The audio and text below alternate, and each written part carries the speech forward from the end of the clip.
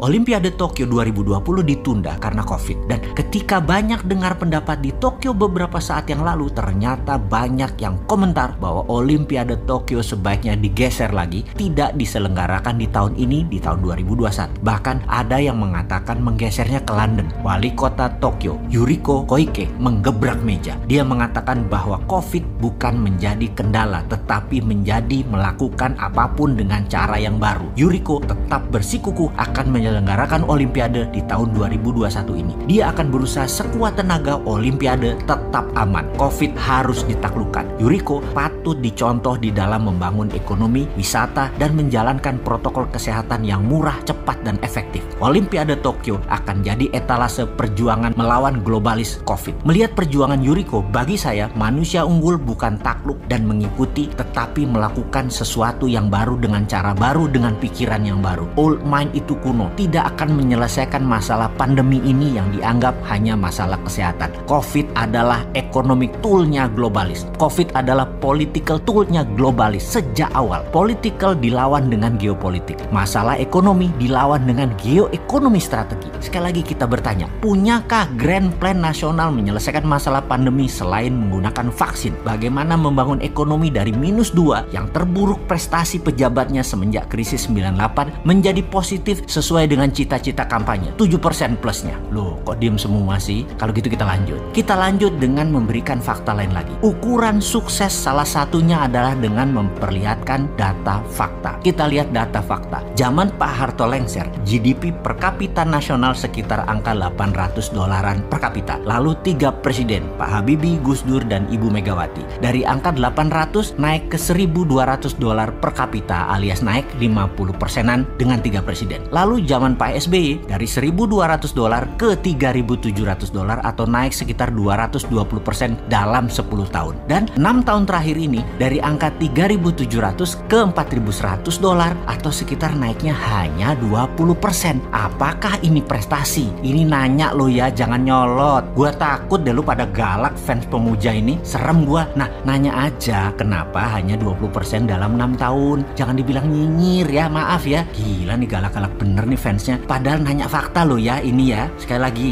lalu apa solusinya? Nah, kalau kita pejabat pasti bukan gaya old mind, bukan gaya mereka yang menjabat sekarang yang sangat tidak up to date dengan teknologi, tidak update dengan digital, tidak paham langkah globalis, masih dalam cengkraman oligarki, dan tidak punya strategi mengalahkan negara besar Tiongkok dan Amerika selain manut menjadi bagian dari kepentingan negara besar karena diplomasi lemah sekali. Memang tidak terlihat secara nyata saat ini, namun 6 tahun naiknya 20% itu menurut banyak pengamat ekonomi adalah rapot merah. Jadi kalau nanti di tahun 2024 siapapun yang akan menjabat menjadi orang nomor 1 di negeri kita ini, dipastikan kalau mereka adalah pejabat saat ini, mereka bukan orang berprestasi sesungguhnya. Jadi silahkan Anda tetap memilih mereka karena kesukaan atas citra kesederhanaannya atau citra baiknya, silahkan. Gak apa-apa juga sih, tapi jangan harap kita bisa menjadi berdaulat, punya produk yang mendominasi tingkat dunia, disegani negara lain, paspor hijau milik kita di mana-mana dihormati. Jangan harap old mind gitu loh, gak akan merubah. Ya kayak gini-gini aja. Jadi solusinya ala Mardigu Nation tuh bagaimana? Kita melihat uang beredar yang 6.000 triliun itu dibandingkan dengan GDP nasional, ternyata hanya sekitar 38%-an. Kita lihat Jepang, Korea Selatan, angkanya mendekati 100%.